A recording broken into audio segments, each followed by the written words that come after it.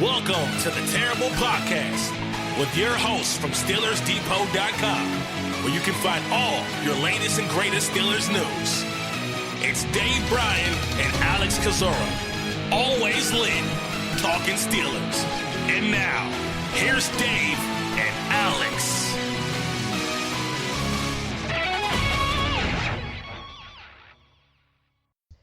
Welcome to the Terrible Podcast, Season 10, Episode 4. He's Dave Bryan. I'm Alex Kozora, SteelersDepot.com. And Dave, football is back. Steelers preseason opener tonight at home against the Tampa Bay Buccaneers. We made it. We got through it. Well, we did, and there was a full slate of preseason games. Last night I had my head buried in for quite a while, and I even forgot. We've been so backwards this week with football starting and all. I didn't even know today was Friday. It felt like today was Saturday or Sunday for some reason. But yeah, absolutely, first preseason game of 2019 is tonight for the Steelers. I believe kickoff 7:30 at Heinz Field against the Tampa Bay Buccaneers. For those listening, if you're out of market area, you should, and if you have NFL Network, you should be able to watch that on your TV. That way, if you're in market, you can obviously watch KDKA. And I think if you're in market and away from a TV, I think you can watch that thing on the Steelers official app as well too. But you might want to research that. So hopefully everyone will be able to watch the game tonight. I mean, I know it's the first one. I know there's going to be we'll talk about who's likely to sit and all like that. And I know it's going to be a lot of third and fourth stringers in there. But man, we enjoy this stuff. It gives us a good opportunity, especially me, to see players and start evaluating them for the first time in Steelers jerseys. Obviously, Alex has had a good run of it already at training camp there. But man, I am super excited. It's going to be a no-sleep Friday for me. Well, Dave, since you mentioned it, let's begin there with the players unlikely to go tonight, either because of injury. We know the Steelers' injury list was pretty long. That necessitated a roster move, which we'll talk about in a second, too. And then some of the stars that we know just won't play tonight as well. Yeah, I put up a post, and there was yesterday afternoon, there's a lot of names on it for sure. Now, we know Ben Roethlisberger will not play Friday night. Per Mike Tomlin, that's not surprising at all. He's going to sit this one out. And then if you go by your training camp practice list from Wednesday, man, where are the dates clicking off already too? Wednesday seemed like yesterday you put that thing up. But the list of 12 players that you put up had Cameron Hayward, personal. Obviously, he celebrating the birth of his new baby. Don't expect him to play. Center Marquise Pouncey, we think it's a back issue. Not expecting him to go. Guard Ramon Foster, undisclosed, but regardless, not expecting him to play. Wide receiver Deontay Johnson with a groin. Will he be able to make it back tonight? Question mark there. Obviously, I think missed the last practice or two with that. Cornerback Artie Burns is also dealing with a groin injury right now as well. Outside linebacker Bud Dupree, undisclosed. Even if we knew what his injury is, I don't think it would matter. I'm not really expecting him to go, and even if he does play, I wouldn't imagine it would be more than a series. Sutton Smith, undisclosed. Boy, we talked about how Sutton Smith probably going to lead the Steelers in preseason total defensive and combined defensive, offensive, and special teams snaps. Looks like might be behind the 8 ball to start with if he doesn't go tonight. The Steelers didn't make a roster move at an outside linebacker, so maybe that's a little bit of an encouragement there. Who knows? But we'll look and see if Sutton Smith is able to go later tonight. Cornerback Brian Allen, undisclosed. We don't know what's going on there. Cornerback Justin Lane, undisclosed. Don't know what's going on there.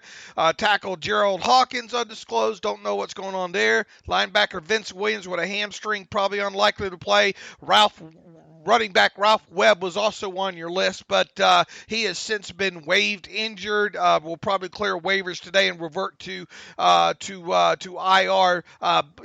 That's kind of discouraging. He was, according to you, having a fairly good start at training camp there. Of those players, We have some that's a few other ones that we don't, might sit as well too. Joe Hayden, who ended up suffering an ankle injury the other day, not serious. Joe has even tweeted out that thanks for the prayers and thoughts that he's going to be just fine. T.J. Watt with a still getting over that hamstring that had him on PUP at the start of training camp. Probably not going to go. Even if he does, it wouldn't be much, you would think. Wide receiver Dante Moncrief with a finger. Although he's back in team practices, it would not make sense to put him back out there. Juju, are we going to see Juju? Probably not. Alejandro Villanueva with a shoulder, kind of annual shoulder soreness with him. I wouldn't expect him to go. Guard David DeCastro is another veteran I wouldn't expect to play. Tight end Vance McDonald, James Conner, running back safety Sean Davis with a finger. I'd be surprised if any of those guys play. And it's also possible that defensive ends Stephon Tuitt and Roosevelt Nix are given the Friday night off. So 24 players I just ran through. One of them was Ralph Webb, who was waived Thursday morning. That's a long, long list, but maybe a few of those guys will be able to go, but I think most of them will sit the game out.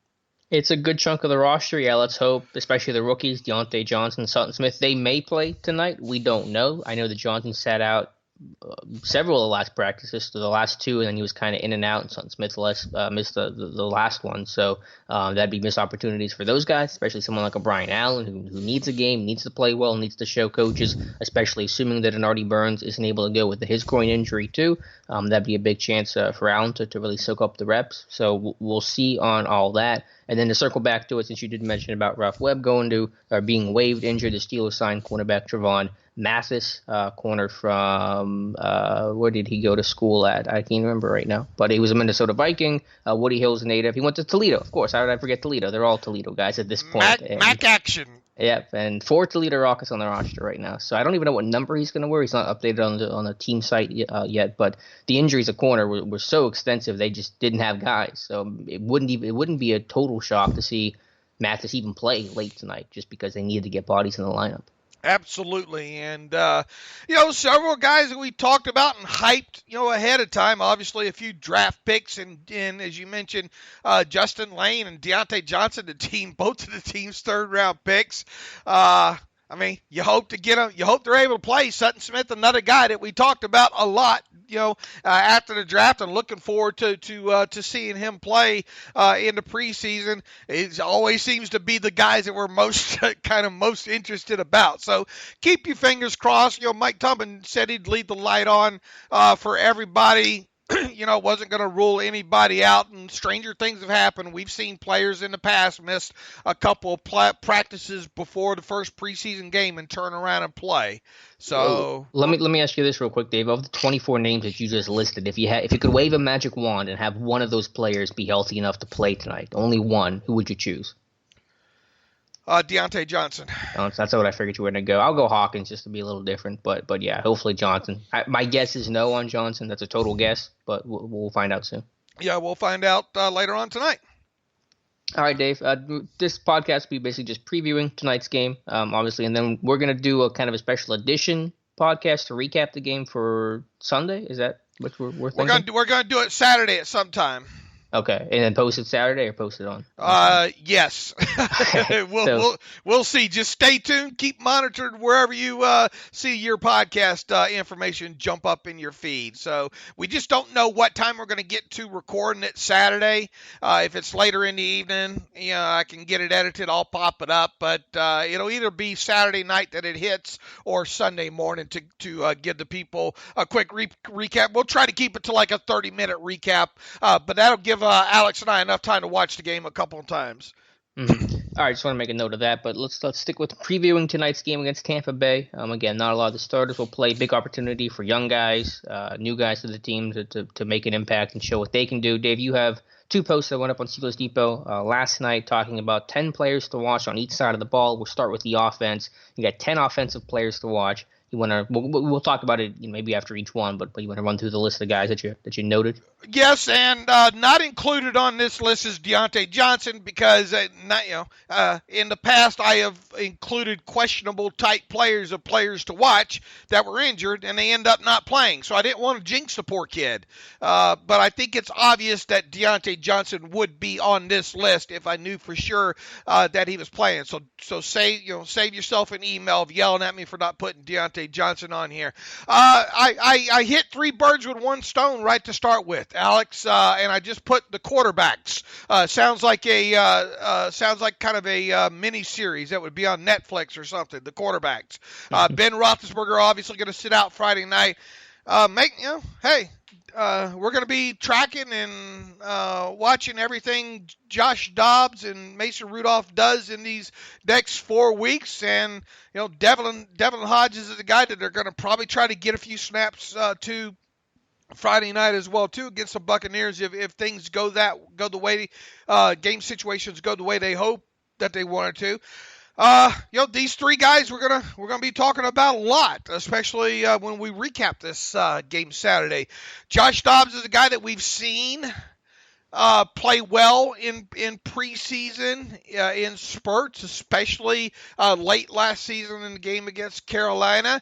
This is his 3rd preseason now. I mean, he should know what's going on. You would expect there to be some level of maybe him moving forward, development in there. He is a guy that I think you said has not been afraid to drive the football down the field so far during training camp. That kind of matches up the way he closed up things last year during the preseason. Obviously, he did not play well in the extended action that he saw against the Raiders last year during the regular season.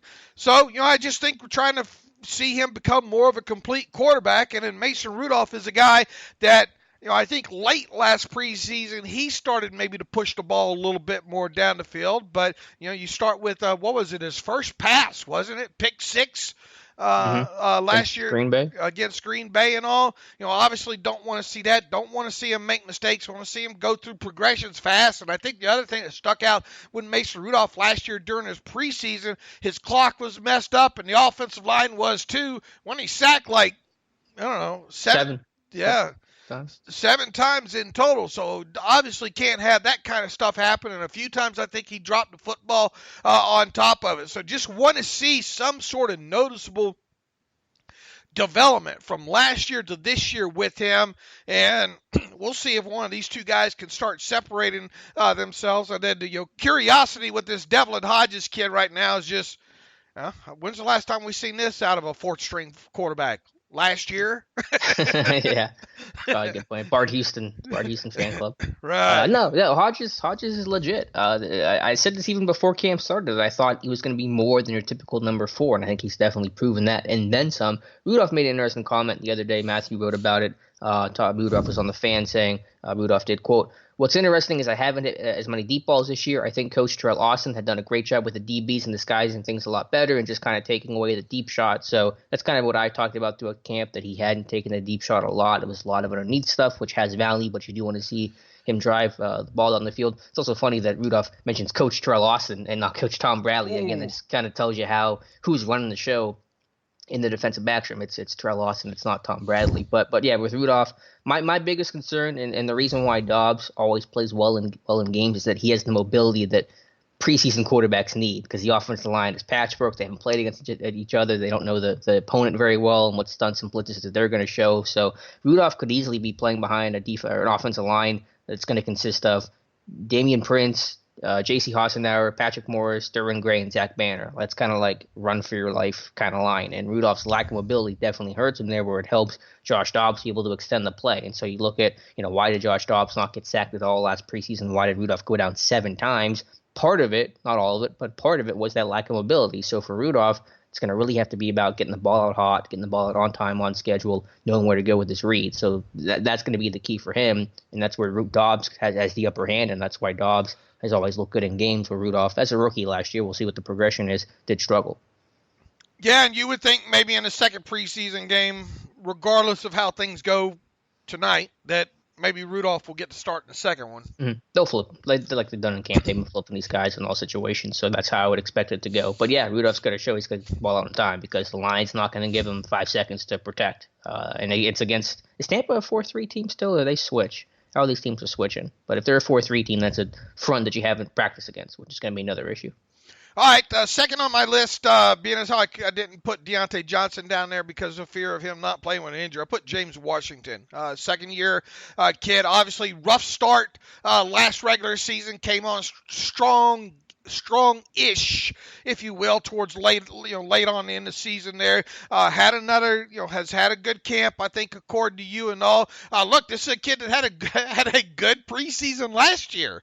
We saw a lot of the things last year during the preseason that got James Washington drafted. And unfortunately, that obviously didn't carry over into the regular season fully. I mean, he's in better physical condition, dropped the 15 or whatever pounds during the offseason. This is a kid that we expect to shine during the preseason, and he should get a lot of work early in tonight's game. I don't know how much he's going to play because you do have a lot of wide receivers that you're going to probably try to get into this one, but I'd like to see him make 2 or 3 early game catches and one of them down the field, Alex. I would too. I'm sure everyone would love to see that. Yeah, can Washington be that vertical threat?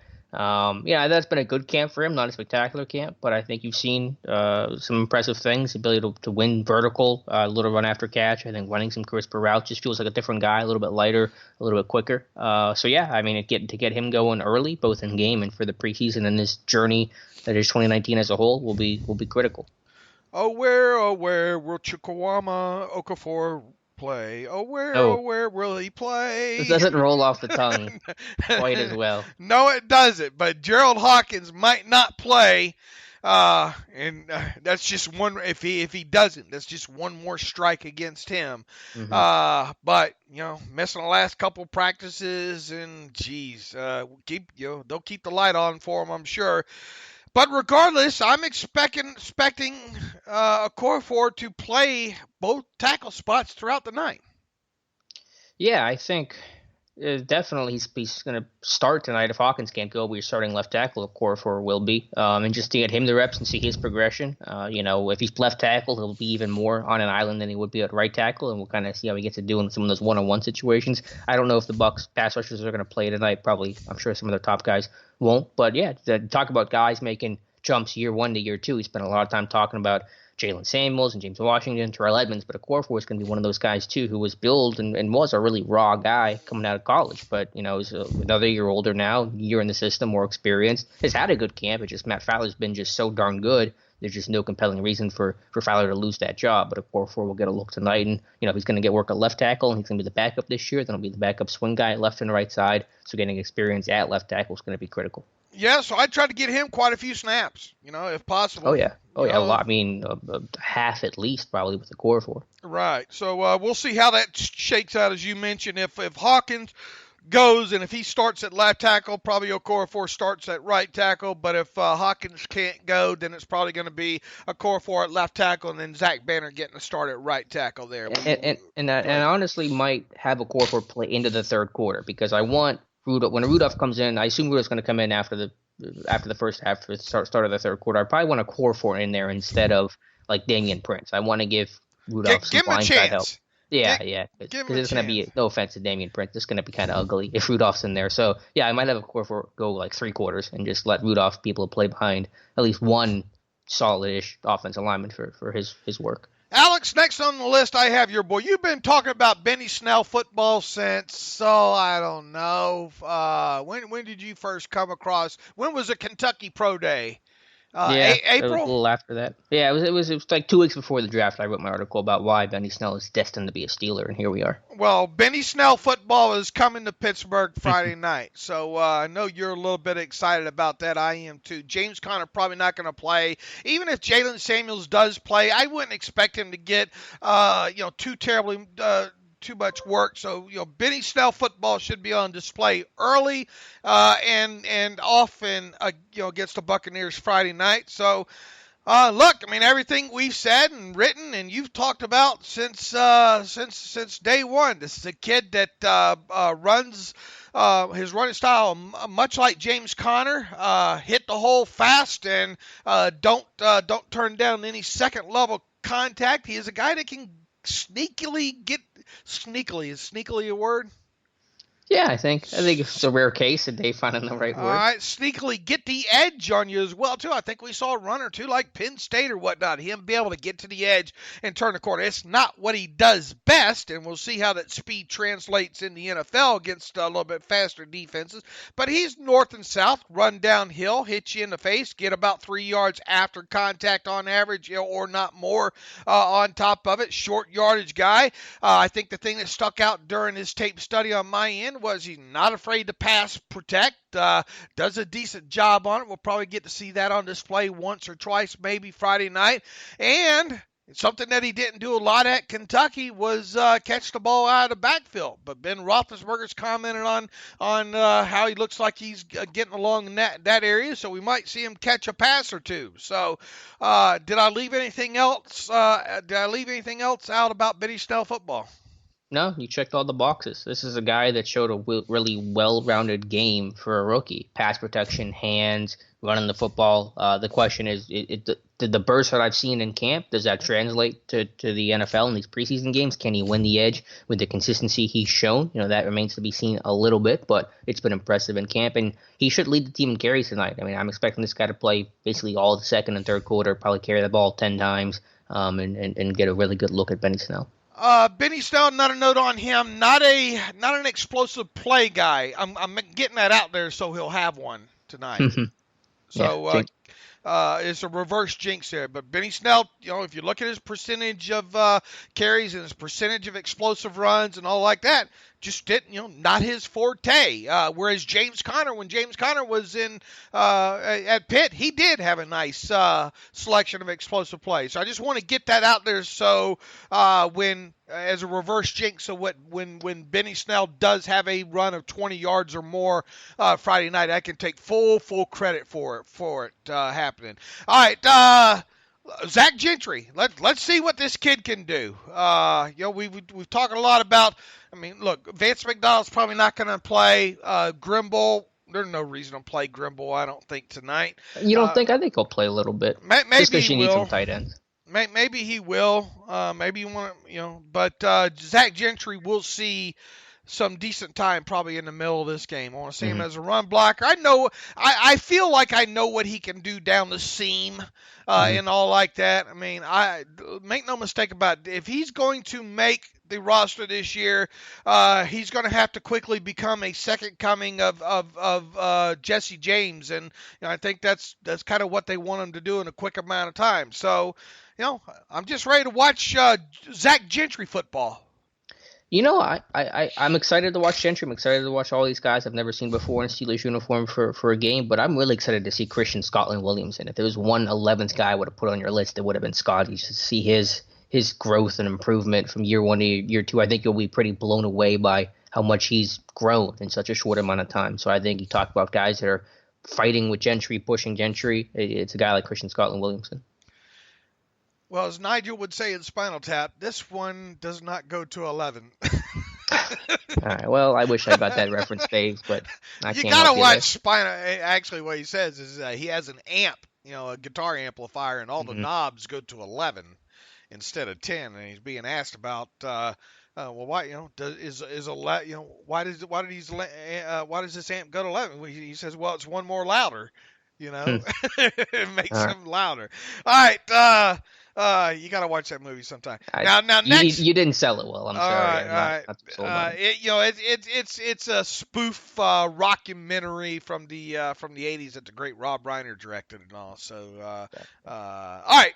Moving on. A guy that really, being as how Deontay Johnson's not on this list to be perhaps my favorite one. Here has become my favorite one. It's another Johnson. It's Fred Johnson, the offensive lineman out of Florida. There's been a lot. I mean, look, we talked about him right out of the chute. when he was signed as an undrafted free agent, say, hey, this might be the kid to watch of this group. And obviously that was backed up by the amount of signing bonus that he had. You quickly get into his tape and you become wondering why he wasn't drafted originally.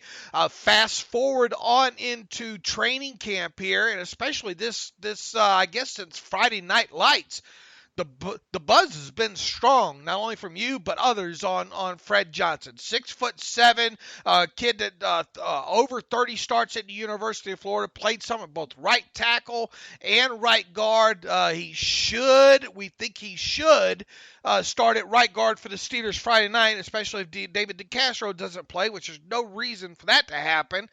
So, man, I'm looking forward to really watching what Fred Johnson can do, not only at right guard. I have a feeling he might get a snap or two at a tackle spot, Alex.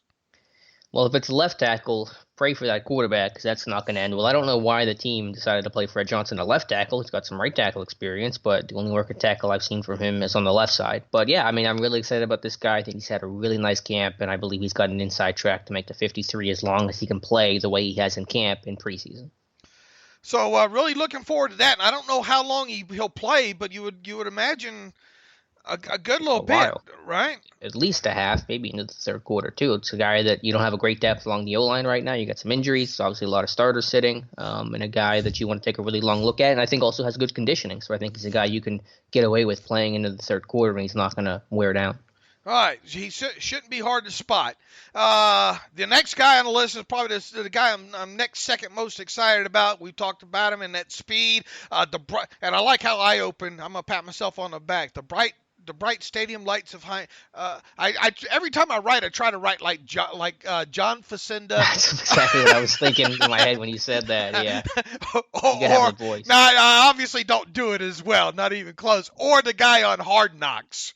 You know, the guy that does the voice on Hard Knocks, kind of the intros that those two give. The bright stadium lights of Heinz Field shouldn't bother the diminutive Spencer as he played the last several seasons in the CFL and was very productive as both a wide receiver and return man to boost. I think you get the gist of that, though. I mean, this is they need highlights like that in modern day. Like that was the best, you know, Count Dracula and cleats. Like those are lines that are just they live forever. I mean, we're missing that today. And you know, even the old This Week in the NFL. You know, the way those were kind of narrated back, I mean, way before your time, 60s, late 60s, early 70s there with, who was it? Pat Summerall and, I'm trying to remember who else did those. But, yeah, those were classic. Deontay Spencer might be the smallest guy. It's either him or Switzer.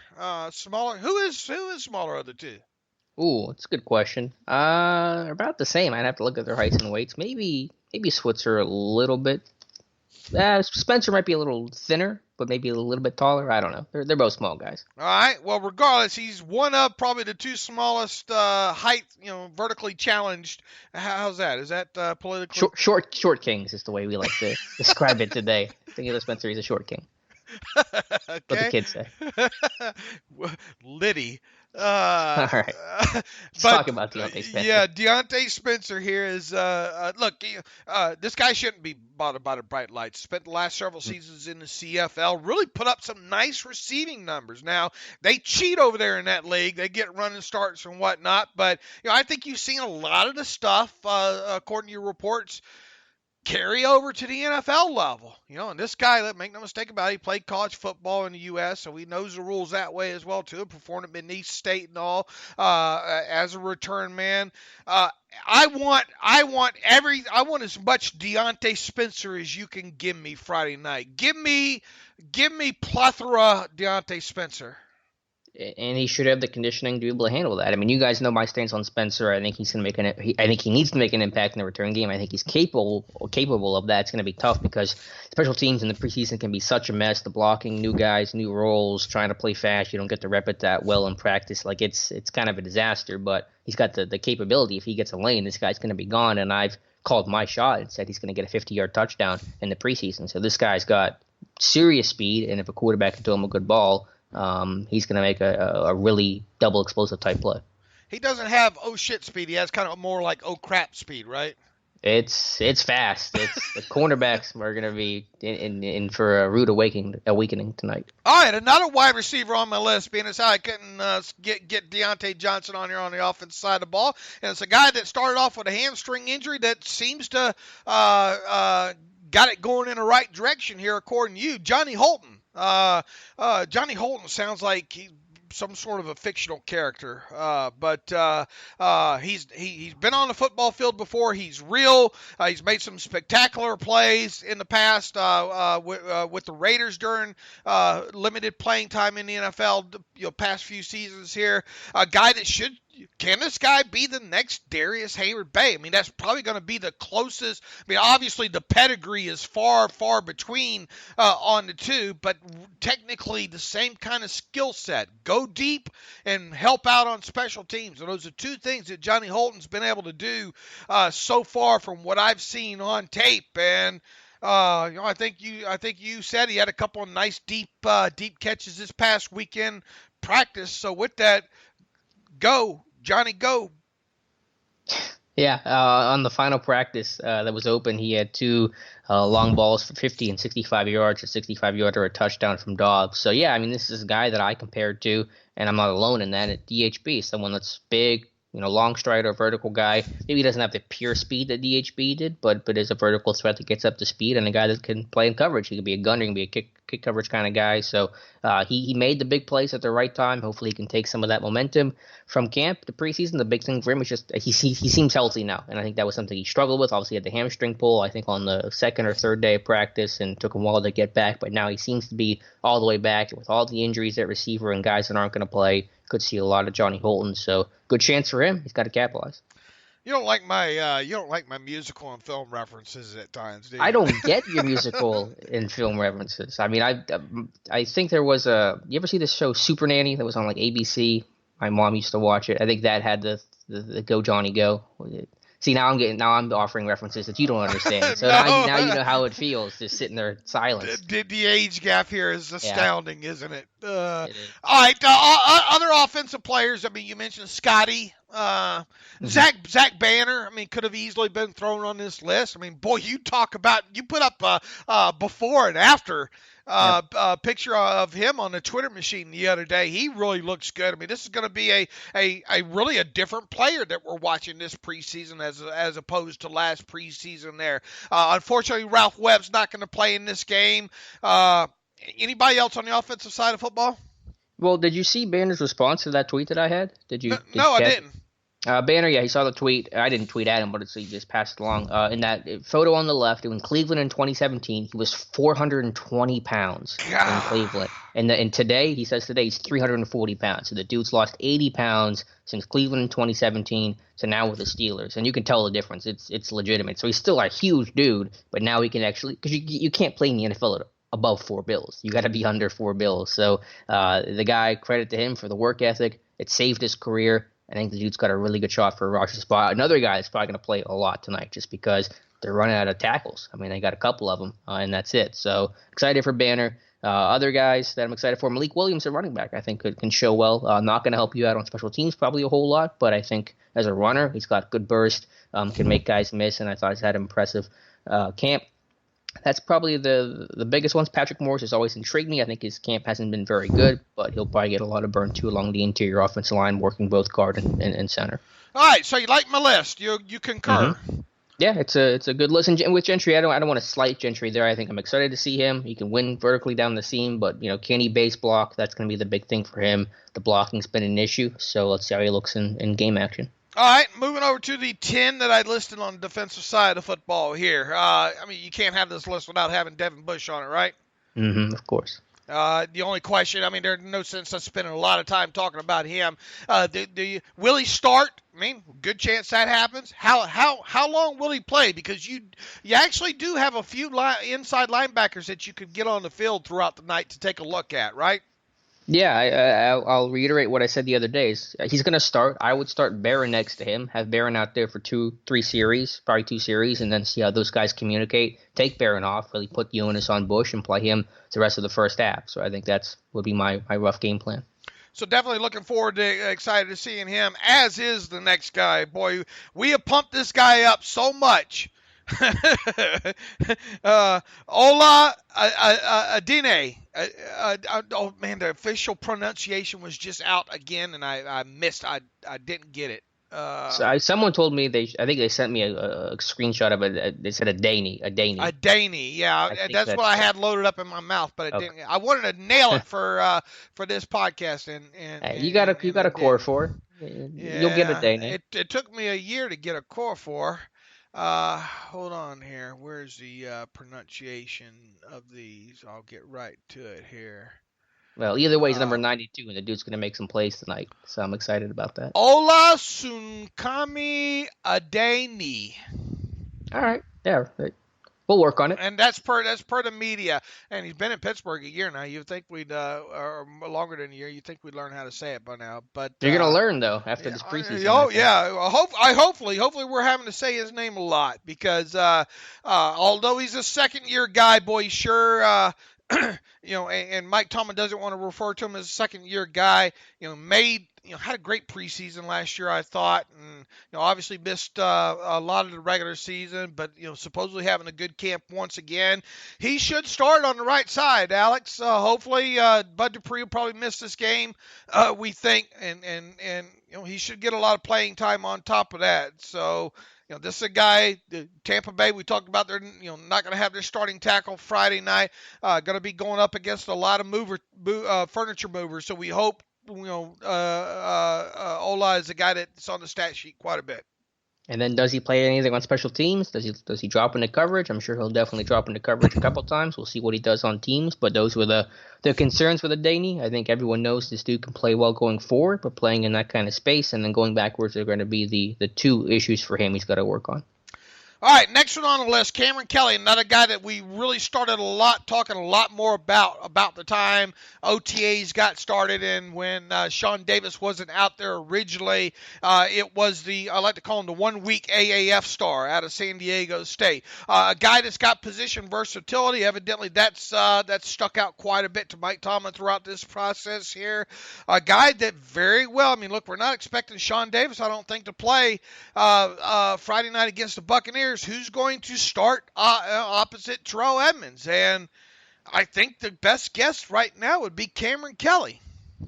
I believe it will be. The only thing that gave me pause was seeing P.J. Locke get the first team reps in the last practice, but I'm assuming my expectation is it's going to be Edmunds and Kelly to start this thing. So we'll see. And this is a guy, will they move him around? How much will they move him around? How much will they play him? I'd give him a lot of snaps in this game. I hope we're able to learn a lot about Cameron Kelly in this contest. I think we'll see a lot of him here. Another safety right behind him, a guy that specifically you started talking about early in this process, a guy that we thought, okay, what's he going to become in the second season? Marcus Allen. And relatively speaking, it's been a quiet camp for Marcus Allen. It has. He was the guy I was excited about, somebody I pointed to because Tomlin was the first to mention him when talking about sub-package players after the draft, after a question was posed about why this team didn't draft a safety and how that group looked, but it has been quiet. Cam Sutton seems to be the dime defender. Allen hasn't made much of an impact as a tackler and in run defense. He does have one interception, which was a good read. I think that was off of Hodges. But it's been quiet, and with some good competition with Kelly and Dangerfield, the looming threat of adding somebody from the outside that I think still very much exists. Not only are we talking about Allen not having a role on defense, but there's a question of if he'll make this team. So he needs to have a really good preseason to cement his roster spot. He better fly on special teams, and he's going to get a lot of burn in that area too. Look, this team is kind of short, if you will, on defensive backs as a whole. This is a guy that has special teams, I think, in his blood. So we'll see a lot of them there. Obviously you want to see him play some decent time at safety. And didn't he have one interception? Wasn't he the one that missed a couple games to start off with there with some sort of soft tissue issue last year during the preseason and finally hit the field and didn't play awful? Yeah, he missed part of camp. I forget what the injury was. But yeah, he hasn't played a lot of football. He missed some of the last preseason. He played 17 snaps on defense last year. I think another 10 on special teams. And, it's just a guy you don't know much about. And he's got to prove it. He's a fifth-round pick. There's no guarantee he's going to be kept again. And I think that's the one thing that we started off talking about this offseason with him is, or at least me, we don't really know who he is as an NFL player. We have his college tape, to go on, but, you would expect that's he's far from that now. But we'll see a lot of him, I think, in this game Friday night for sure. All right, next guy on my list, another guy that I think kind of was I higher on Isaiah Buggs than you were at the start of camp? I think you were. That's probably fair. And where are you now? I'm with you. I'm pretty high on Isaiah Buggs. He's had a great camp. He should play a lot tonight. Can play interior. Can play it on the edge. 4-eye, the 3-tech. Probably play a little interior as well.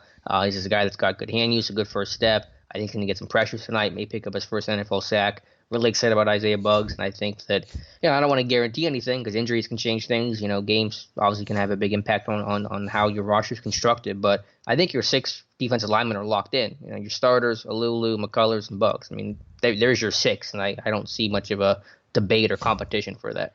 All right, the next guy is just the opposite. A guy that we entered training camp, you being probably a little bit higher on than me, and since training camp has happened, you widen the gap in that area on me because A, I haven't seen him, and B, you have, and you think he's played well. And I'm talking about the other 6th-round draft pick, one of 3, Ulysses Gilbert III out of Akron. Yeah, I think you said it well in your post that he seems to be hitting a nice stride. I think he's strung together some consistent practices. I think he's an athlete. He can go sideline to sideline. I think he's processing a little bit better. He's making plays on the football and coverage.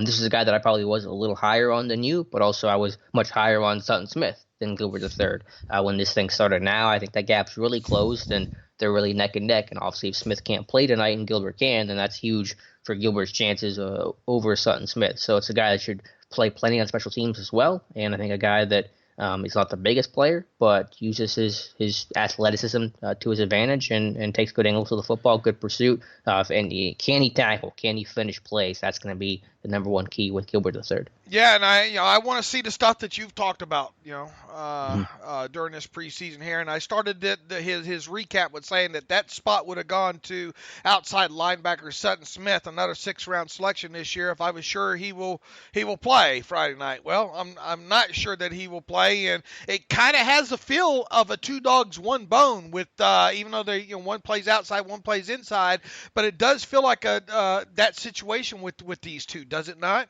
Oh, yeah, 100%. I mean, again, you can kind of strip away the outside-inside labels. They're fighting for the last linebacker spot, and that's going to be primarily a special team spot. So it's going to come down to who does better there, and if Gilbert plays, he's going to get the chance to show that, and if Smith can't, obviously he won't. Right, so definitely going to be a player to watch. Tuzar Skipper as well, too. Look, the lines, once Ola gets out of this game, we're going to see a lot of Tuzar and JT Jones. Refresh my memory now. Are we going to see Tuzar on the right side and JT Jones on the left? Yeah, I think that's most likely to how that's going to go. And depending on if Sutton Smith plays or not, what side you think we'll mostly see him? I'm trying to think where his most success was at the college. I want to say it was on the left. That's where he's played in camp. So, yeah, that's where Sutton Smith's been. All right. Tuzar Skipper, talk about him. Impressive. Power guy, speed to power. Knows how to win as a pass rusher. Kind of like Ola Light, where he struggles going backwards. Not the most athletic guy in space, but heavy hands, good punch. Again, speed to power.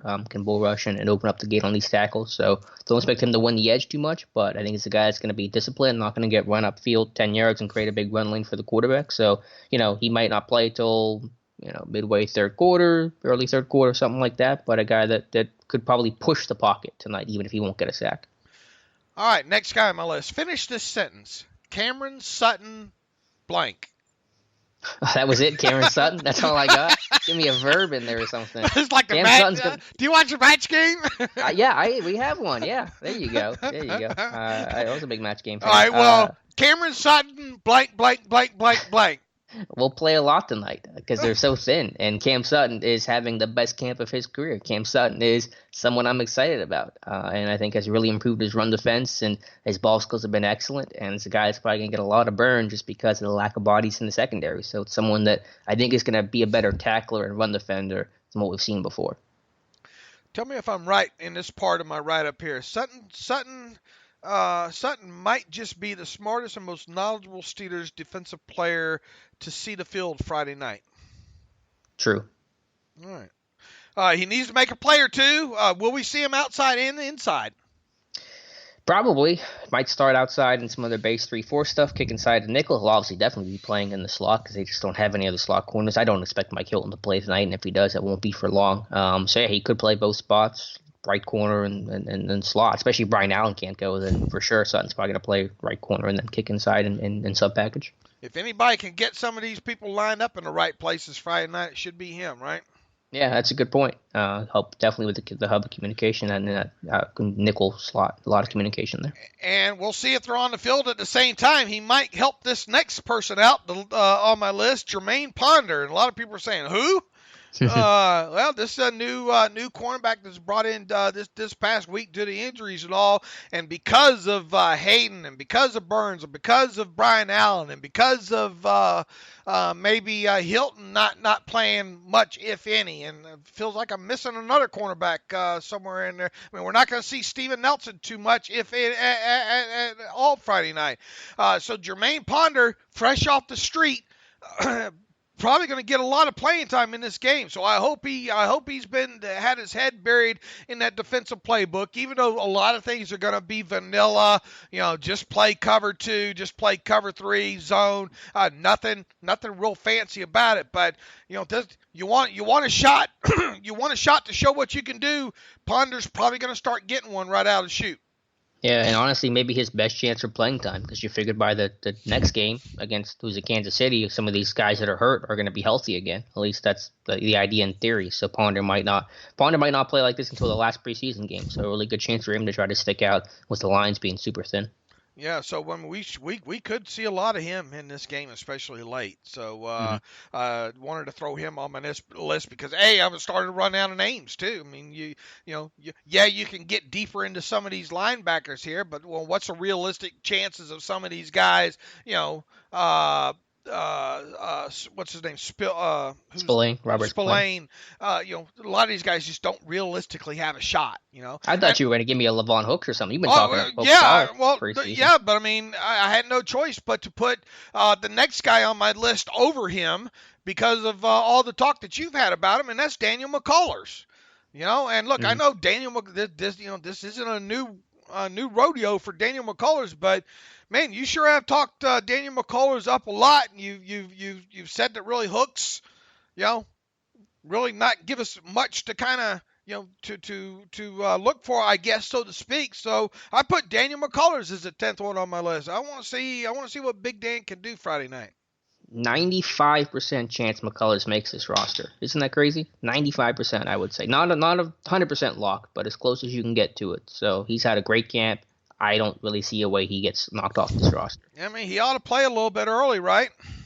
Yeah, I mean, do they play Hargrave? They've always been weird with Hargrave, playing them in some of these games where they shouldn't be. I wouldn't play him, especially with the contract talks going on. But if Hargrave plays, it won't be for, again, more than 2 series. So that should give a lot of Big Dan in there. And the thing is, though, I mean, you got a lot of defensive linemen behind Dan, though, too. So how do will Dan play much? I mean, will he play a quarter and a half or something? Yeah, I mean, that sounds about right. You get a lot of rotation, though, with the D-line, so I think there'll be chances for those guys to see time. I think you do want to give McCullers that look because he needs it more and deserves it more than, say, Henry Mondo or Connor Sheehy. So I think McCullers will probably play that first half, and then he may sprinkle into some of the base stuff in the second half. We'll see how it goes. All right. Obviously, I left Hooks off. Didn't put Justin Lane on this list because I'm not convinced Justin Lane is going to play. Lane would have obviously been on. I mean, and you want to talk about missing a great opportunity, right? Yeah, for sure. Yeah, I'm going to be really bummed. I don't know for sure if Lane only missed 1 practice. I think it's a lower body thing, but I don't want to rule him out. But he's up in the air. Right. I mean, it's going to be disappointing. Look, if he's able to go, I'd much rather see him play a lot of snaps than I would a Jermaine Ponder. Yeah, that's easy statement to make.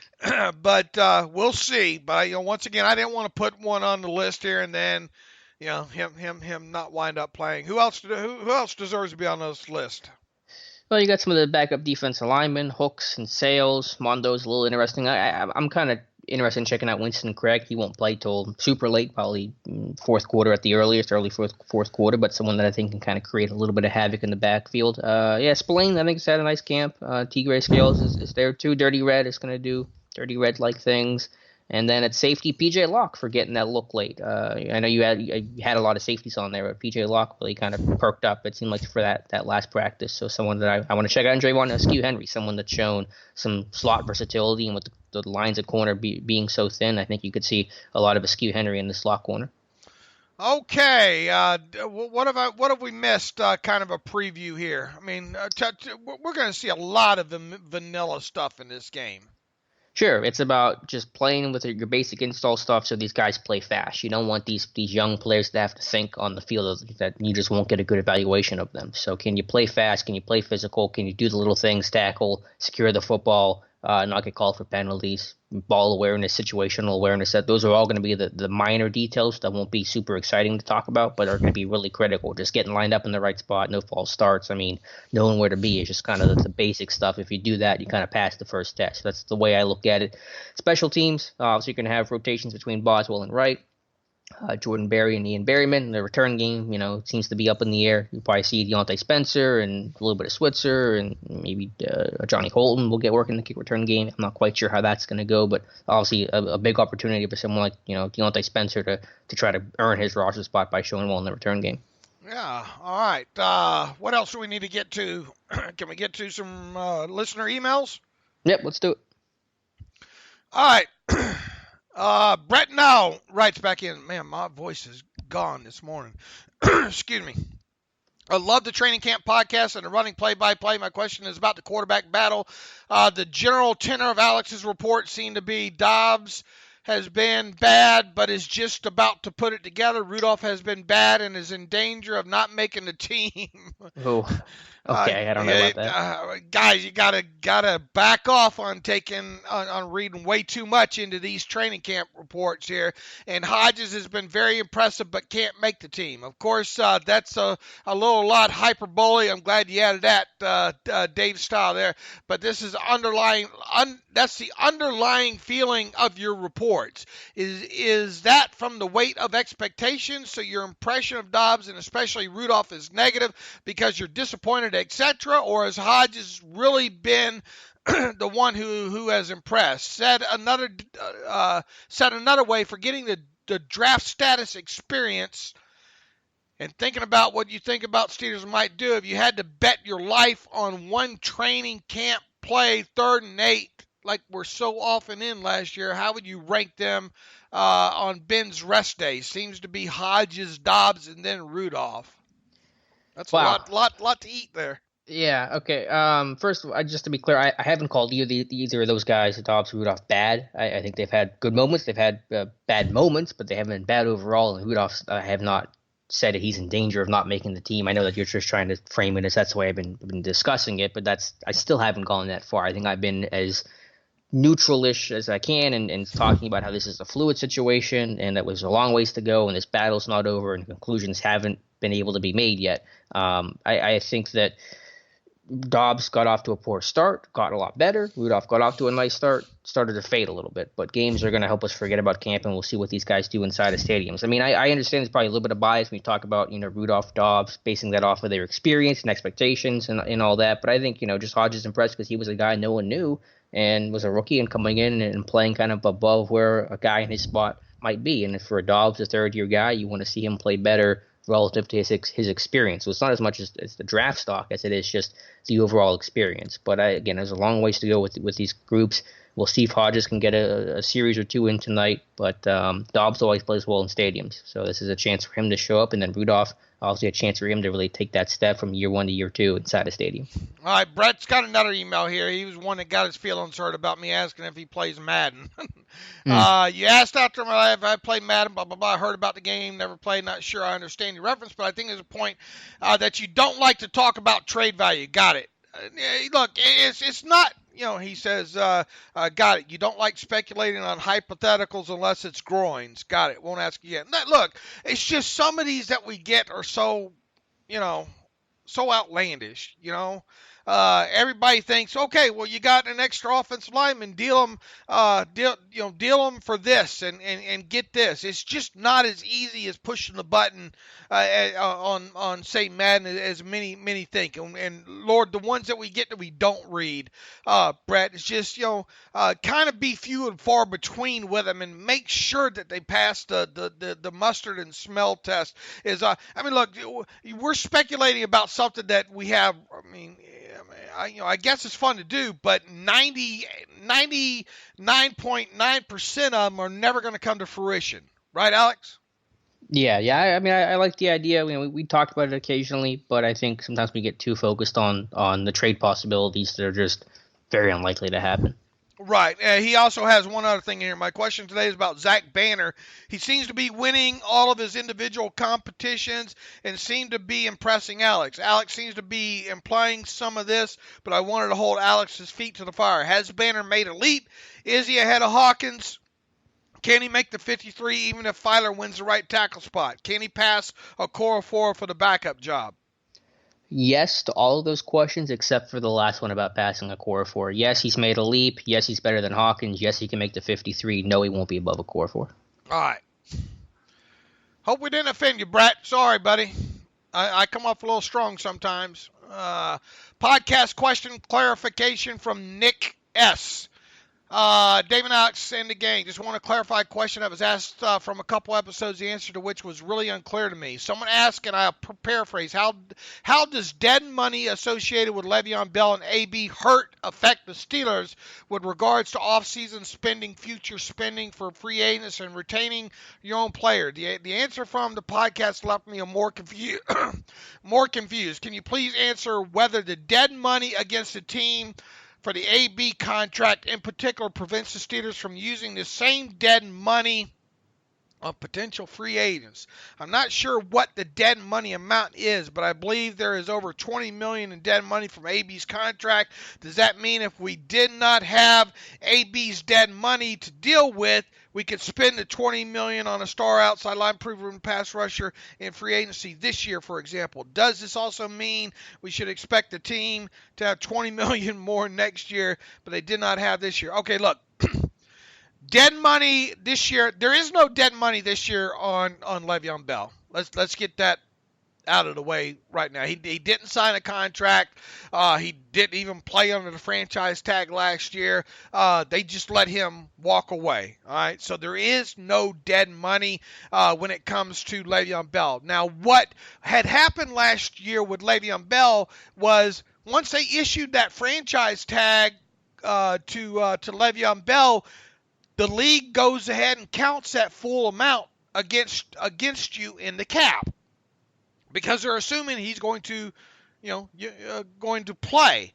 Well, as he started to sit out and miss games, the Steelers started getting credit back on the NFLPA report weekly of what, a game that he's missing, and by the end of the season, they were credited back the entire, what was it, $14.544 million or whatnot, or whatever it was. So that came back to them last year during the season. That's why they were able to roll over, with what they had left over and everything, quite a bit of money they had left over cap unspent-wise that they rolled over into this year. Now, when it comes to Antonio Brown, remember that if a player is cut before or traded before June the 1st, whatever the remaining amateur or spread out money of signing bonus that was given a player has to come due on the cap in that same year. So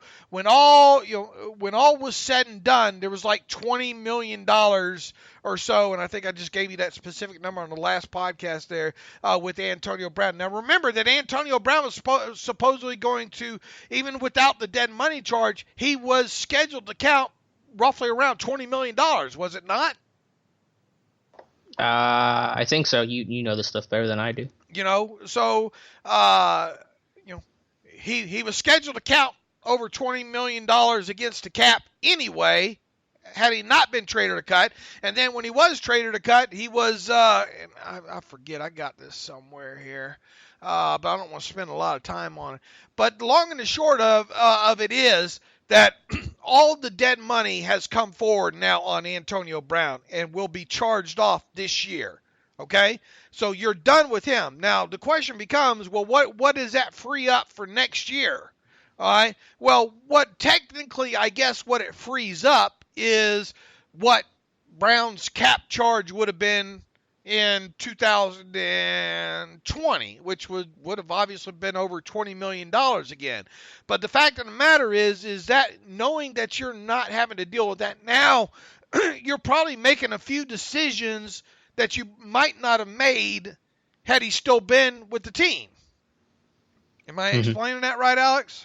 Yeah, I think so. I got you. So, yeah, I mean, I guess technically, is there some extra money there? Well, think of it more as available cash, okay, as opposed to cap.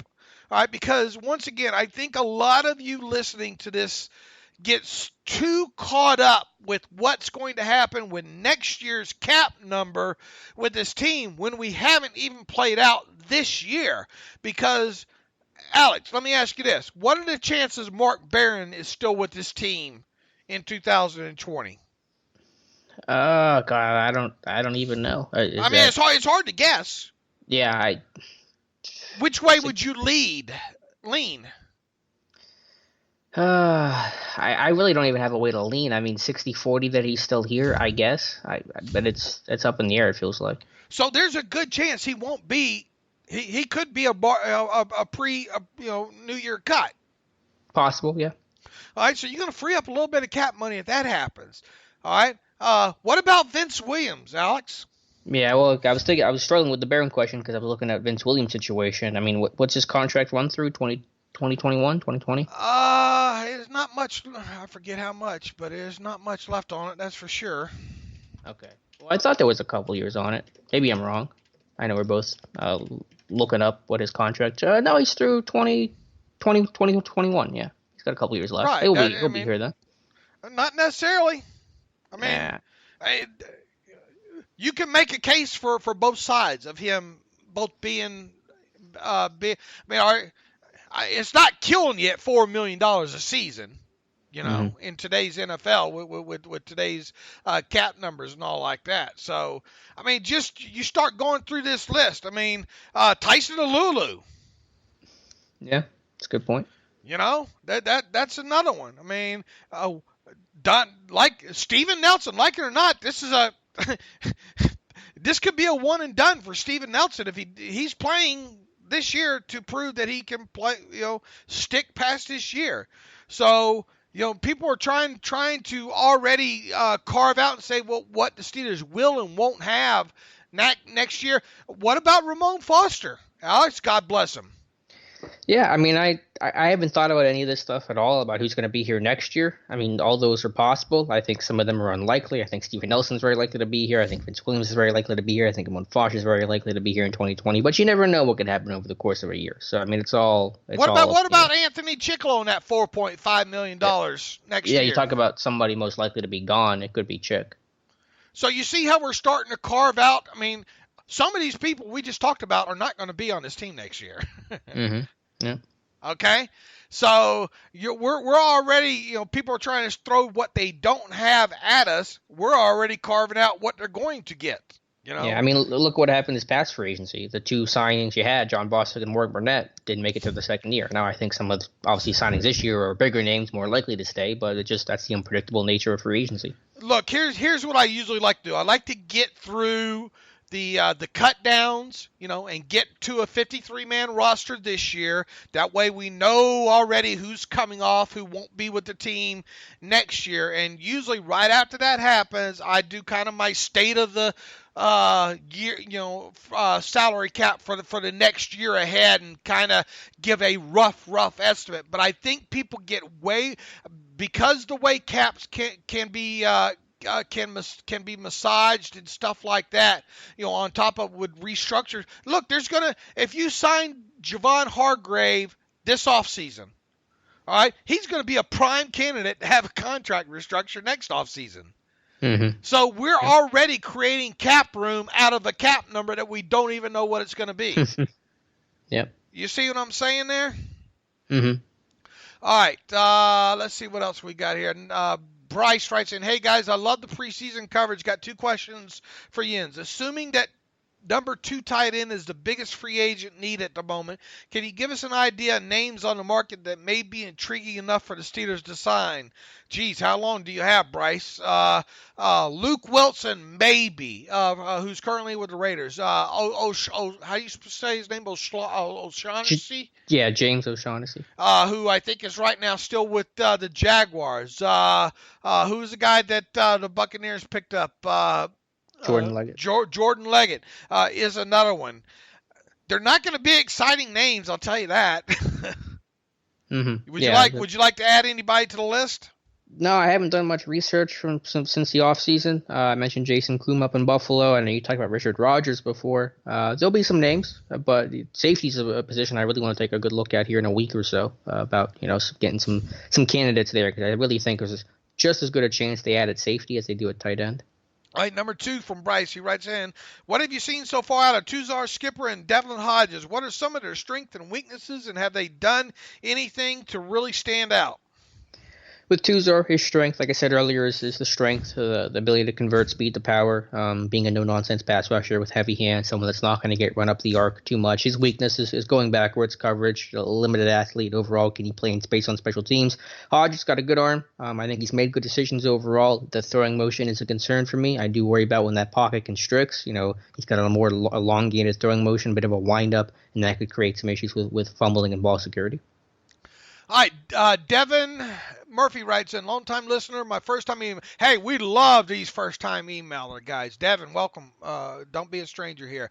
Long-time listener, first-time emailer. My name is Devin, as in Devin Bush. Got that, Dave? I got it. He's from Indiana, PA. I thought Indiana was a state.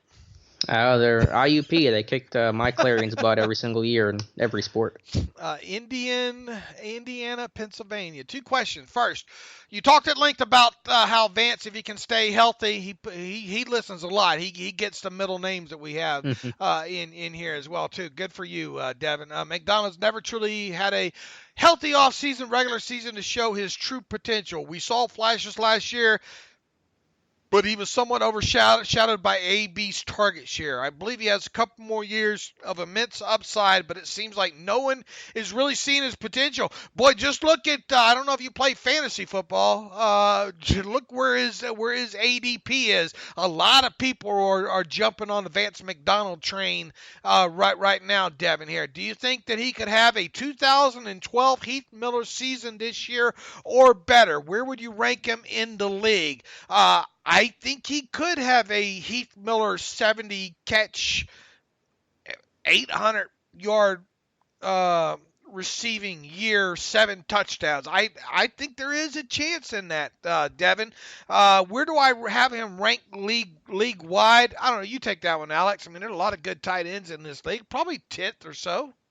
Yeah, I would say probably just inside of the top 10. I don't have a list. Obviously, I haven't thought about it that much. But when he's on his game, I mean, he's as much of a receiving threat as anybody in the league. And can he have that kind of Heath-type year? Maybe. I do worry about the snap count. Obviously, Heath's got to do that because he played, 80, 90% of the time. I think McDonald's going to still sit around 60%. But I do look at that touchdown number. I think that touchdown number could really go through the roof just based on not having AB, relying on a guy like Vance in the red zone, and how much more involved they got him in the red zone the second half of last year. If they can carry that over, McDonald can definitely be looking at 7 or 8 touchdowns. I've said this a few times, and it's no disrespect to Heath Miller whatsoever, but it just feels like Roethlisberger has developed this kind of connection with Vance. Vance McDonald seems like he's become Heath Miller light. I mean, there were two different guys in terms of the way they played the game. In some sense, I think McDonald a better athlete, more vertical threat. Heath a better blocker. They're both tough, physical guys. Heath was obviously a bit more durable. But yeah, I mean, I think that it's very fair to say that Ben and Vance have developed a really good rapport, and that's why I really thought this preseason and training camp setting was valuable for McDonald, because it's really his first time going through that with Ben. And this time last year he was hurt. The year before he was in San Francisco still. So it's even a better chance for those two to build up some chemistry. And I think they definitely have that, and that's certainly a good thing for both those guys and the offense in general. I tell you, I don't want to see Vance playing no more special teams either.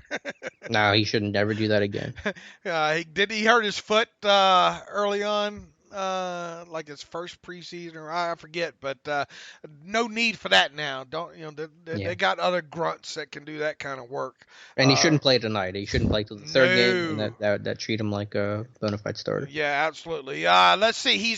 Second question, he's going to Latrobe on Sunday for the first one in his adult life. What does he need to know?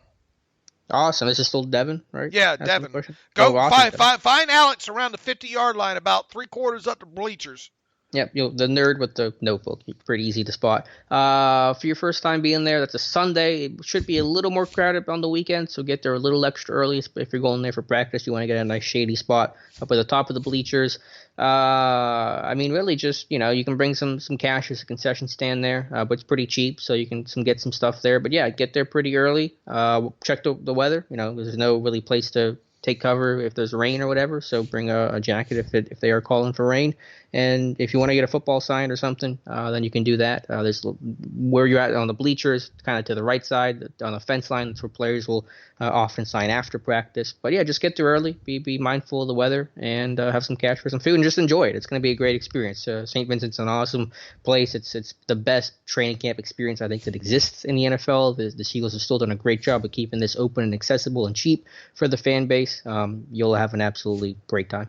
How many autographs have you given?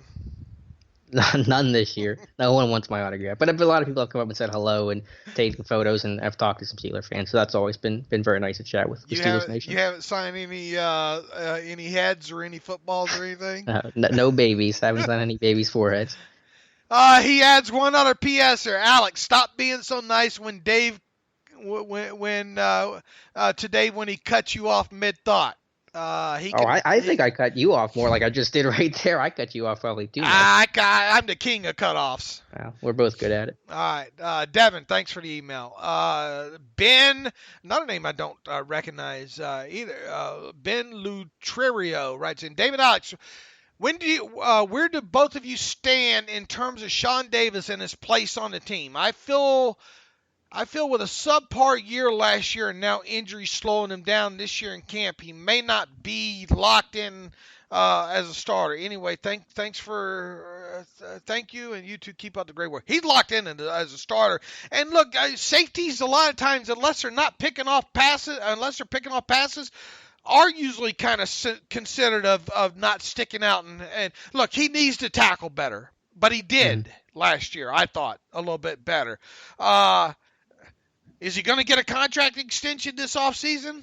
Probably not, but he's still probably going to be the starter, right? Yeah, I mean, Keith Miller talked about how this team's just trying to find a number 3, let alone try to find a starter. There's value in Davis and the intangibles, the communication, getting guys aligned. Not a lot of coverage bust last year. I think part of that can be attributed to Davis back there. I agree. He's got to be better. He's got to be a better tackler. You want to see more impact plays. But as he said, and I think it's a valid point, being able to play in that same spot for the second year in a row, being a second-year free safety after moving around so much in his career is going to certainly help him. So hopefully a better year for him. But I agree. He's unlikely to get a contract extension. Haven't even heard any really rumors or reports that they're in talks, and his future beyond this year's up in the air. But for this year, he's the locked in number one free safety. Joshua Dicker writes in, hey guys, 2 questions I have for you. First, please forgive me for not knowing this, but being that I am a diehard Steelers fan, but what exactly happened with Troy? I've heard y'all mention it a few times, but I'm not exactly sure. He is one of the 2 favorite all-time players, along with Jerome Bettis when he retired in 2015. It was in the he was in the Army and was in and out of the field deployments, and it was very hard to keep track. Thank you for your service. So first, Joshua. Second, Dave, I appreciate you explaining the salary cap as well as you do, so maybe you can explain this one to me. For example, you sign a player to a deal 5 years, $50 million, $10 million guaranteed. What would be his cap hit next year? $12 million a year, $10 million a year. Okay, look, here you're already missing some significant things here. You told me that you sign a player to a deal for 5 years for $50 million. Okay, that's a pretty broad, believe it or not, pretty broad right there. $10 million guaranteed. Now, are you telling me that it's a $10 million signing bonus? I'm going to treat this as if this was the Steelers giving me this info, because really the only money that they guarantee in non-franchise quarterbacks is a signing bonus. So, and you asked me what his cap hit each year would be. You did not tell me what his first year base salary is, but I'm going to play along just the same. Okay, if he signed a 5-year contract, and let's assume the $10 million was guaranteed and a signing bonus, you take the $10 million and you stretch it out. You're able to stretch that out over the 5 years. So you have a $2 million charge that will go into 2000 or this year as part of his cap hit. Okay, so you already got $2 million on the books there as a cap charge. What is his base salary for the first year? And what is the cash flow of the deal? See, there are a lot of factors that go into this here. I'm going to play along, and I'm going to assume that you gave him a $2 million base salary in the first year. So effectively, whoever this player is, that you want to say average $10 million in new money, you gave him. Well, actually, it would probably be a little bit higher than that. You probably gave him $13 or $14 million to sign the deal. $10 million in signing bonus and a first-year base salary of $3 to $4 million. So let's say you gave him $3 million base salary, and then you gave him a $10 million signing bonus on top of it. Well, only $2 million of that signing bonus accounts in the first year, along with the $3 million base salary. So his cap charge would be, and assuming there's no other previous bonus proration from another deal that you're signing, his cap charge would be $5 million. All right, good math there. To the first point about Troy, because I am no aid on salary cap stuff. It was just, Troy wanted to keep playing, and the Steelers didn't want him on the team anymore, and they essentially pushed him out of retirement. Is that a 10-second way to sum that up? Yeah, I would have to go back and go back through the cap situation, but they got him to restructure his contract. That year prior, I think. And he did so and all like that. Now, make it clear, the restructure, Troy did not lose or gain any money in. But, it was a contract structure, and normally when you do that, I think you do so with the impression that, I'm going to be safe the next year as well, too. Well, that ended up not being the case. They ended up long story short, they held Polamalu's rights to him. They would not release him from his contract and all, and really basically forced him into retirement, whereas he kind of wanted them to cut him so he could go play for Dick LeBeau in Tennessee that year. Yeah. So that kind of really angered him. He didn't feel like his football career was over with. The Steelers thought he did, and they kind of forced him into retirement. Yeah, and that's why I was thinking about it some more, talking about the Hall of Honor, the discussion that we had. I'm really hoping, I assume that Troy's going to get inducted in the Hall of Fame for this upcoming year, and I assume the Steelers will definitely be supportive of that and make a presence for that whole process, and I'm hoping that can be how this relationship gets mended. Just kind of a natural occurrence of Troy gets inducted. Team's always been very supportive of Steelers that are inducted in the Hall of Fame. So hopefully that can be the bridge that gets these two sides talking again, mends that relationship, and then you can induct Troy into the Steelers Hall of Honor. Yeah, I still think they should have done it. Yeah. So I'm trying to look back. Boy, it's hard to believe he's been out of football as long as he has been already. You know what? Paul Yep. Been a while. I'll try to research my notes further on this with what happened with Polamalu. I got it on the blog somewhere here, but report. Let's see here. You have it? I think I have. I'll have to research a little bit more. I don't want to get too deep down this rabbit hole here. But, I mean, needless to say, strained relationship with the Steelers over how the end of his career was treated there.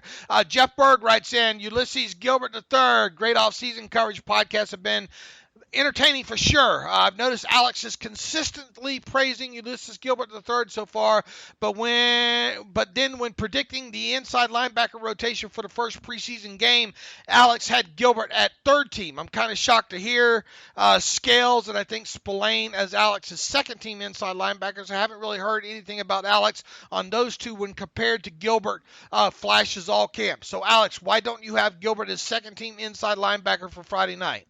That's just how they're running a camp. Gilbert's played a lot of third team. That may be just kind of a Mac Bucks thing where he just gets pushed back by a couple of Mac guys. I said it before. I hope they play Gilbert more. I want to see him more than I want to see T. Gray Scales or Robert Spillane. So he'll still play a lot, but I said third team just because in camp he's consistently run with the threes.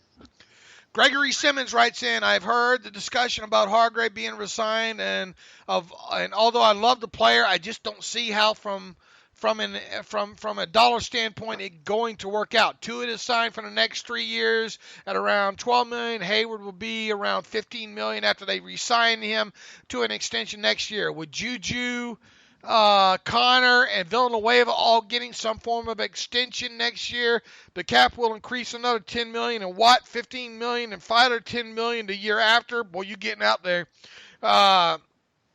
Then the cap would have to increase another $20 million. Although the Steelers will have off the books Brown, Dupree, Ben's number will increase almost. Hayden, new money at around $12 million with all prospects of Bugs, McCullers as nose tackle, defensive tackle with the Hayward and Tuitt as defensive tackle, defensive end. As much as I would love to re-sign Hargrave, not at market value, $11 million for someone that plays less than 50% of the snaps.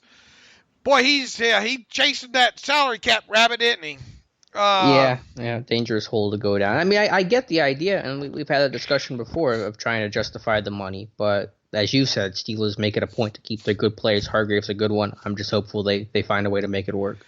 And that's what I think can need to boil it down to, Gregory, is you can get caught up with looking at all these cap charges for sure.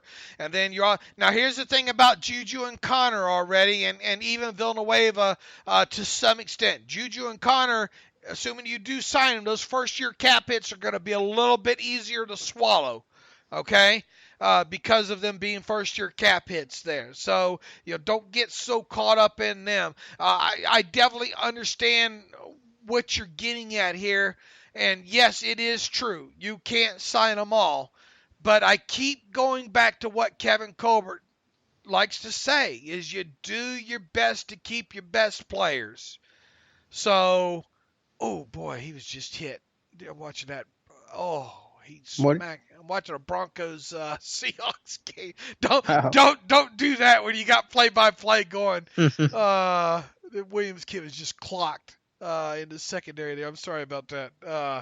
I should turn the TV off. But anyway, don't get caught up in the down the road stuff here. I mean, it is going to be an interesting decision, but also you can't bet on you're going to be able to instantly get a good player like Hargrave right away to replace him.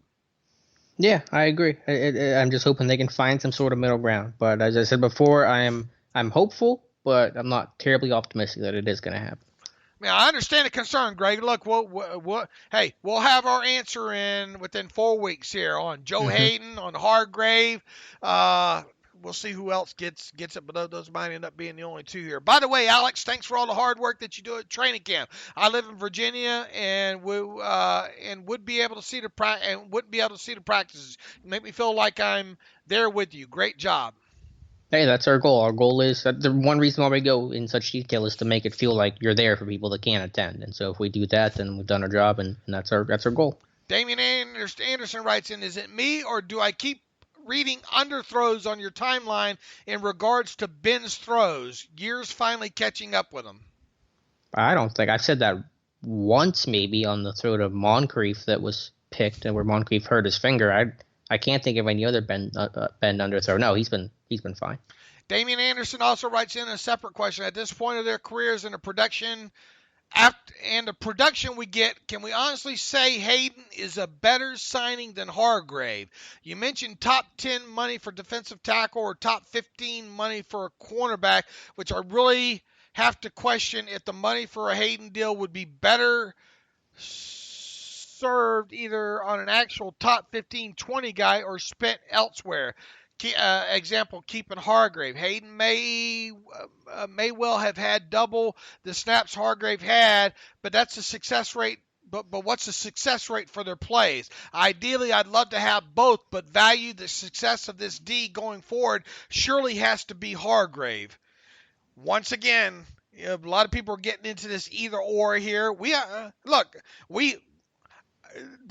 The correct answer is hope they re-sign both and then go from there. I don't see any way around them signing. I think they're going to re-sign Hayden, and I don't think there's any way around him not getting a top 15 cornerback money, which is what, 12, 13 million a season or so. And, Alex and I had a good conversation the other day about Hargrave and what's it going to take to get him done. Now, here's the bargaining chip with Hargrave, Alex. Okay.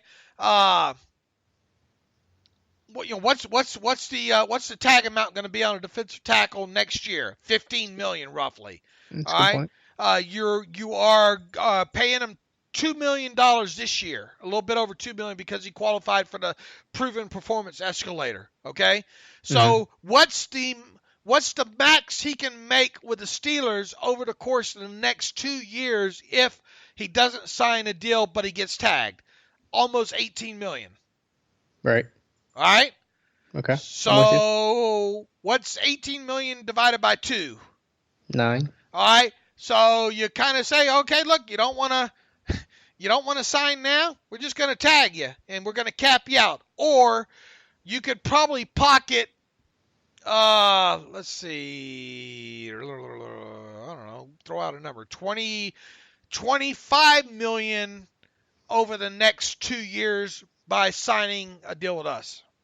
Yeah, that makes sense. That's a good way to look at it. But you want to play that game of chicken and say, yeah, I dare you to tag me. I guess that would be the Hargraves one counter. Yeah, potentially, but he could also get injured too. Yeah, no, that's a fair point. I mean, with Hayden, Hargrave might be in a vacuum the better player than Hayden right now. He's a lot younger. He's in the prime of his career. Hayden's closer to the end. But there's also, as you said, snap count and then just value of the position. How much do you value a corner versus a 3-4 nose tackle? I think everyone knows your number one corner is a lot more valuable than that nose tackle position. And then if you don't have Hayden, who are you going to replace him with? And there's question marks there. So, we Hayden's going to get done. So we're not even looking at that. Should they do it? Because we just know what's going to happen. And then, as Dave said, it's not an either or thing. The goal is to bring back both of those guys, and hopefully this team can. I'm still, look, I'm in the 95% something gets done with Hayden, and I'm probably 60% camp that something gets done with Hargrave, especially with Jerry Dulac saying next at the checkout counter for whatever that's worth. Okay, and I don't think that's anything. So I don't think we've discussed what his report has been on that. I mean, he basically expects Hayden to get done, and he expects Hargrave to be next at the checkout counter. Does that mean Hargrave's going to get done? No, but I mean, look, Dulac's fairly connected, right? Yeah, I mean, I think that the Steelers want to get a deal done. So I think that was kind of what Dulac was saying, is that, they're going to start negotiating, but it's easier to say we want to get this done than actually getting the numbers right. I think that's going to be the huge issue. Hayden's pretty easy to work. He wants to be here. Steelers want him. They can get the number. It's pretty easy. Hargrave, he may want to stay, and the Steelers definitely want him, but can you get to that number? That's a lot more difficult. Yeah, look at it, and I was thinking about this the other day. Plus, I don't want to get into it, but you got the 30% rule to play with as well, too, as far as escalation in the years when it comes to Hargrave's contract, that it might make it a little bit challenging to get done with the CBA coming to the end there. We'll get into that at a later time here. But look at it how I just laid out. $2 million this year, 15 plus next year. If he got the franchise, if he didn't get a deal this year and he got the tag from the Steelers next year, that's $18 million. So, the Steelers could make him a deal where, he gets $22 million, $23 million or so over the course of the next 2 years. And then it obviously kind of clicks down to, let's say, a new money average of, 10, 11 million or whatnot. And everybody's happy then. So what would that deal look like? Because it wouldn't just be 2 years for $22 million. It would probably be 3 or 4, right? No, it would be it would be a probably a 5-year extension. Okay. Worth how much overall? Well, I mean, 6. They're getting in the 60s. 5-year extension. Let's call it an even $10.5 million a year. Okay. Oh. So what's 5 times 10.5, and then add $2 million onto it? All right. Be 54.5 total. And is that with the $2 million on it? Because with the $2 million, 52.5, and then 2 is 54. Okay, so you could sign him to a 5-year extension. Either 4 or 5, because I put that because you want to probably lock him up, and you can only stretch out the signing bonus for 5 years. Yeah. Okay, so technically he would be under contract for 6 years. Okay. That's why I say lock up those guys as long as they'll let you lock them up, because the back end money means, that backup, none of that's guaranteed on the back end anyway. And plus it gives you that extra year to turn around and restructure them again. You see what I'm saying? Yeah. So 5-year extension. What was the total amount of the with the extra $2 million? 54.5. All right. So what's wrong with that? Nothing. I'm just saying. I just want to put the terms to it. Is that what the Steelers are going to pay when they're paying Tuitt 12 and Hayward 10 right now? And Hayward, of course, is going to get paid next offseason. But I just want to put the overall number to it to frame it how the deal would actually be. And the way you would frame it too is he would earn, 13 or $14 million this year, which would be signing bonus and whatever base salary you gave him. Mm-hmm. And then we'd have to look how it would play into the 30% rule with kind of the structure, but he would have to have the cash flow.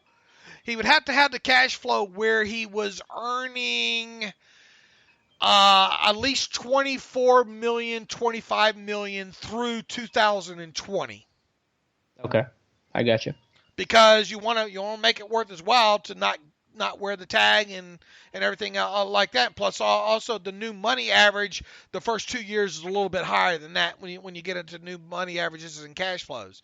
So write that number down I just gave you, okay? The 54 whatever, and let's see if it comes in somewhere close to that. Let's see, or does he want the Grady Jarrett money? Hargrave had more sacks last year than Grady Jarrett, so we'll see if that's enough to bridge the gap. Well, what the Steelers can do is say, look, okay, we'll just franchise tag you. Yeah. So they do have that mechanism at, sure. That negotiation. Even though it's hard to imagine it going that course, they have the ability. They say when he leaves. I got you. All right, I want to get to one more here. Tony Swanson, this was a little bit long. I absolutely love the show, website, and everything that you guys do. I've tried listening to the myriad of other Steelers podcasts, and none of them can ever carry your jock, so to speak. Thank you. That's our goal. Great job, and keep up. The standard is a standard. I depend on you guys, along with Tunch and Wolf in the locker room, to keep me connected. Since I live in the football purgatory that is Dallas, Texas, surrounded by delusional fans and fantasy aficionados. Your training camp camp coverage is invaluable as we build into the season. I want to comment on the addition by subtraction when it refers to AB leaving the fold. His influence on the team needs to be examined more globally than he gave us on the field. I think the cancer that he became and had a noticeable impact on the development of young guys, especially Artie Burns and James Washington. The Steelers look for humble, hardworking guys with character, and these two guys epitomize what they want our guys to be. Artie Burns with his family situation and his story about how he got to us, and James Washington being soft-spoken, raised on the farm guy.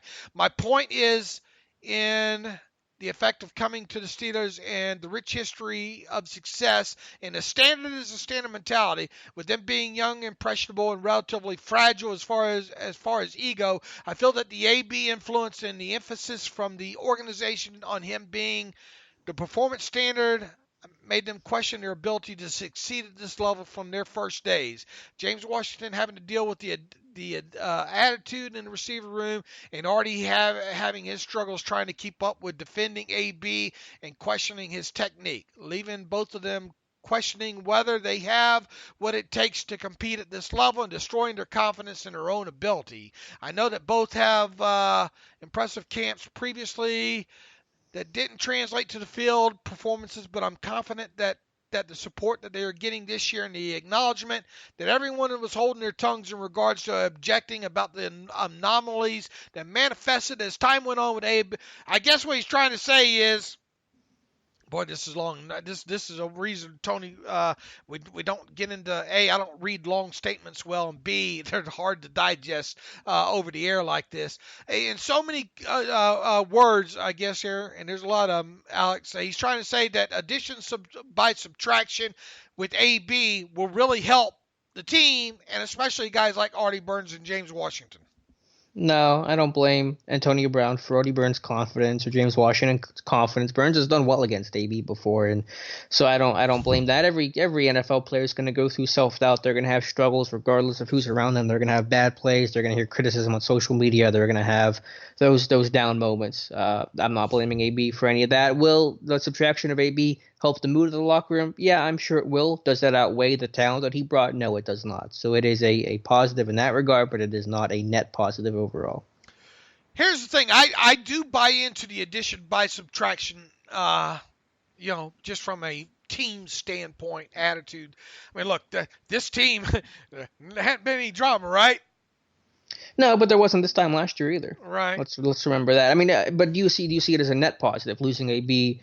The talent, the team bondness, and then the lack of drama, does that outweigh the talent that AB has? Not to me, not even close. No, not on the field. I mean, that's what I'm saying. You'd be foolish to say that they're a better team as player to player goes without him, because the dude was awesome. That's what I'm trying to say. Yeah, there's a benefit to that, but your team is not better as a whole. There is some addition by subtraction as far as the rest of the stuff goes. Sure, that's what I'm saying. Yeah, there's that element. There's addition by subtraction, but overall, is it a net positive? No, it is not. All right, he adds a PS on here that I want to get to as well too. PS, by the way, Dave, tell Alex I am fully on your side about putting Troy in a Hall of Honor now, because it's the right thing to do. Honoring him, don't you cut me off.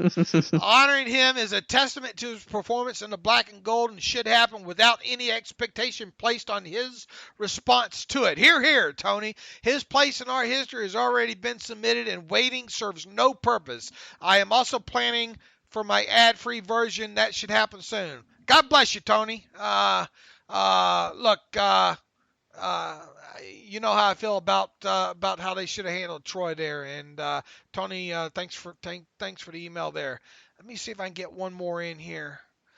James A. Krebs, dear Dave and Alex, I noticed last year that frequently when the Steelers were in short yardage situations near the goal line, AB would make a quick move, as only AB can, get a foot or two of separation, and Ben would rifle a 4-yard pass for a touchdown. The play hinged on AB getting open and catching a hard short-range bullet pass. Ben getting the pass out quickly on target and with heat, with the O-line doing their job. Without Antonio and Ben's special telepathy and timing, the play may not succeed. Antonio's now gone, and the Steelers, who were great in the red zone offense last year, may want to change things up.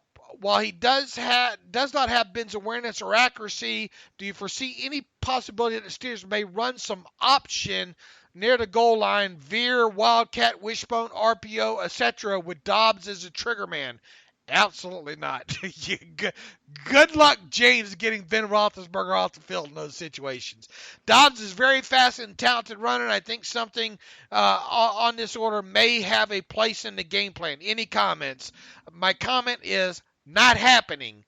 And second, go back and look at the number of. I think you're remembering quite a few touchdowns that weren't necessarily there, so to speak. Now, there was, what do we say? AB had like 7 or 8 red zone touchdowns inside the red zone, but keep in mind, one of those was a quick wide receiver screen out to the right where AB beat as a man.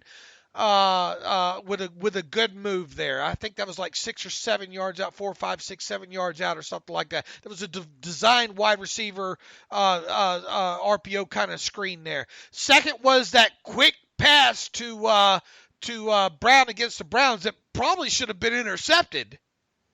Remember that, Alex? Yeah, the tunnel screen? Yeah. Yeah. And another one was against the Falcons, was that quick kind of out. Right?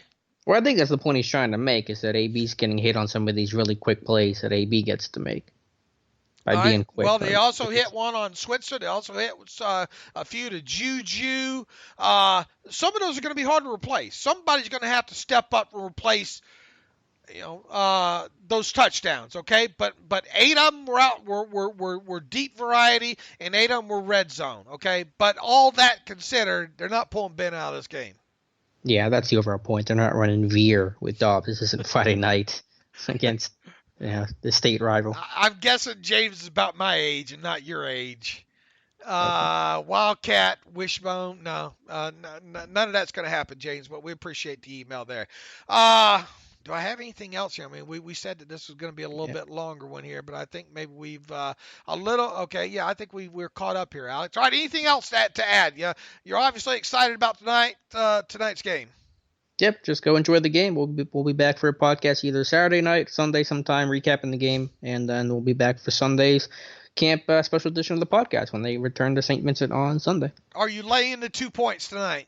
I don't even want to think about betting. You bet on the preseason, Dave. We could have intervention or something. I'm laying the 2, Alex. Steelers -2. Steelers win this by 4 points. Okay. In the meantime, they win it on a Chris Boswell game-winning field goal. There you go. I'll frame it. There you go. Boy, wouldn't that be nice if it's like 48 or 50 in a game winner? That wouldn't be so bad to see.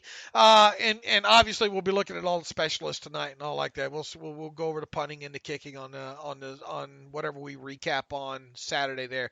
In the meantime, you can follow me on Twitter at Steelers Depot. Follow Alex on Twitter at Alex_Kozora. Follow the show at Terrible Podcast. Email the show, theterriblepodcast@gmail.com. If you like what we do and want to donate to the cause, go to SteelersDepot.com. Hit that donate button. $25 a year. We make a full push this time of year for as many people as we can get to donate $25 for a year. Do so now. We'll leave you alone until this same time next year. Or you want an added bonus, go to SteelersDepot.com and hit the ad-free button up there. And you can, for $25 for a calendar year, you get an ad-free version of the site. Now is the perfect time to make this push right now if you enjoy what we do, not only on SteelersDepot.com, but on the podcast as well, too. Alex, appreciate all the hard work. You and I will get back after it on sometime on Saturday, recapping this preseason game against the Buccaneers. And as always, thanks for listening to the Terrible Podcast with Dave and Alex.